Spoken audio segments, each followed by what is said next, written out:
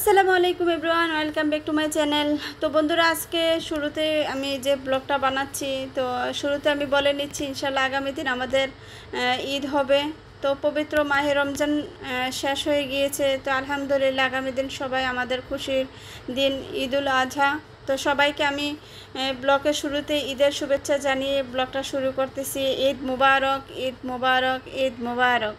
তো ইনশাল্লাহ সবাই যে যেখানে আছেন আমার ভিডিওটা দেখে অবশ্যই কেউ যদি সাবস্ক্রাইব করে না থাকেন তো তাহলে আমার চ্যানেলটাকে সাবস্ক্রাইব করে দিবেন। আর হচ্ছে আমার দেখতে পাচ্ছেন এখানে হচ্ছে যদি ভালো লাগে আমি যে কবুতরটাকে জানাবেন বাসাটা ঠিক করে দিয়ে গিয়েছি। আমি গতকালকে যে কবুতরের বাসাটা ঠিক করে দিয়ে গিয়েছি, বসে কিনা আমি সেটা জানা ছিল না। তো আলহামদুলিল্লাহ এসে দেখি একটা কবুতর উড়ে গিয়েছে, যেটা পুরুষ কবুতর, এটা উড়ে ওই যে একেবারে ইয়েতে মাচাতে যে বসে আছে। আর হচ্ছে যেটা মহিলা কবুতর সেটা ডিমের উপরে বসে আছে, ও যায় নাই। তো আলহামদুলিল্লাহ আমার এটা সাকসেস হয়েছে, কারণ হচ্ছে আমি ভেবেছিলাম হয়তো বা এটাকে বাসা করে দিলে এভাবে বসে থাকবে। তো ইনশাআল্লাহ দেখেন কত সুন্দর করে বসে আছে। তো আমি নিচে যে কবুতরের নিচে একটা ডিম দিয়েছি ওইটা এখনও দেই না, ইনশাআল্লাহ 1-2 দিন পরে দিয়ে দেব।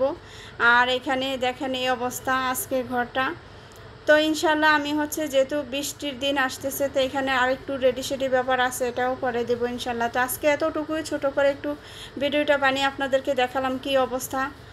তো দেখেন কত সুন্দর লাগতেছে ওকে দেখে, কি সুন্দর করে বসে আছে। ডিমটা ছেড়ে মাটা কখনো যাইতে পারে না, এটা হলো বড় কথা। বাচ্চা ছেড়ে মা কখনো যায় না। এই যে দেখেন কত সুন্দর। তো আজ এ পর্যন্তই, ইনশাল্লাহ নেক্সট ভিডিওতে আপনাদের সাথে কথা হবে ইনশাল্লাহ। ওরা কি অবস্থা আছে, কেমন আছে আমি আপনাদেরকে জানাবো। তো দেখে খুবই ভালো লাগতেছে, আপনারা দোয়া করবেন। আবারও সবাইকে ঈদের শুভেচ্ছা জানিয়ে আমার আজকের ভিডিওটা এখানে শেষ করতেছি। ঈদ মুবারক, আসসালামু আলাইকুম।